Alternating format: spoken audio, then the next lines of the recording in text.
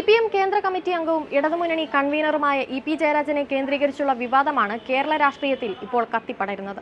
ഇടത് വലതു മുന്നണികളിൽ അത് വല്ലാത്ത അസ്വസ്ഥതയായി കത്തിപ്പടരുന്നുമുണ്ട്. ലോക്സഭാ തെരഞ്ഞെടുപ്പിന്റെ വോട്ടെടുപ്പ് ദിവസം തെരഞ്ഞെടുപ്പിന്റെ പോളിംഗ് ശതമാനം വലിയ തോതിൽ കുറഞ്ഞതിനെക്കുറിച്ചോ അത് തെരഞ്ഞെടുപ്പ് ഫലത്തെ എങ്ങനെയൊക്കെയാണ് ബാധിക്കുക എന്നതിനെക്കുറിച്ചോ കാര്യമായ ചർച്ചയൊന്നുമില്ലാതെ ഇ.പി. ജയരാജന് പിന്നാലെ പായുകയാണ് മാധ്യമങ്ങളൊക്കെ. പോളിംഗ് ദിവസം 9 പേരാണ് വോട്ട് ചെയ്യാൻ വരി നിന്നപ്പോൾ കുഴഞ്ഞു വീണ് മരിച്ചത്.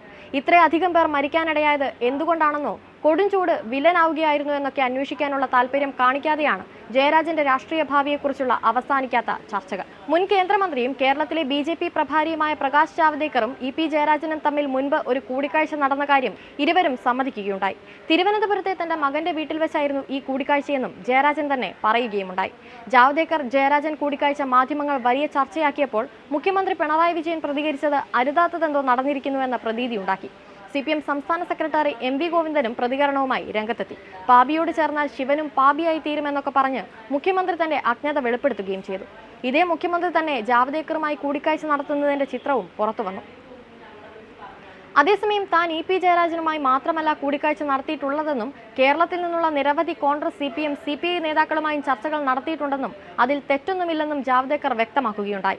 കേരളത്തിൽ നിന്നുള്ള എല്ലാ കോൺഗ്രസ് എംപിമാരും താൻ ചർച്ച നടത്തിയിട്ടുള്ള കാര്യം ജാവ്ദേക്കർ എടുത്തു പറഞ്ഞത് ഇതിലെന്താണ് തെറ്റെന്നും ചോദിക്കുന്നു. തെരഞ്ഞെടുപ്പ് കഴിഞ്ഞ സ്ഥിതിക്ക് ഇതേപ്പറ്റിയുള്ള ചർച്ചകൾ അപ്രസക്തമാണെന്നും ജാവ്ദേക്കർ അഭിപ്രായപ്പെടുകയുണ്ടായി. ജാവ്ദേക്കർ ജയരാജനെ കണ്ടതിൽ ഇരിക്കപ്പുറതിയില്ലാത്തത് പ്രതിപക്ഷ നേതാവ് VD സതീശനാണ്. CPMന്റെയും BJPയുടെയും നേതാക്കൾ ആരെയൊക്കെ എപ്പോഴൊക്കെ കാണണമെന്നും എന്തൊക്കെയാണ് ചർച്ച ചെയ്യേണ്ടതെന്നും തീരുമാനിക്കാൻ സതീശന് ആരാണ് അധികാരം നൽകിയിട്ടുള്ളത്? താൻ നിരവധി കോൺഗ്രസ് നേതാക്കളുമായും കൂടിക്കാഴ്ച നടത്തിയിട്ടുണ്ടെന്നും ജാവ്ദേക്കർ തന്നെ പറഞ്ഞിട്ടുണ്ടല്ലോ. ഇതിനെക്കുറിച്ച് സതീശന് എന്താണ് പറയാനുള്ളത്?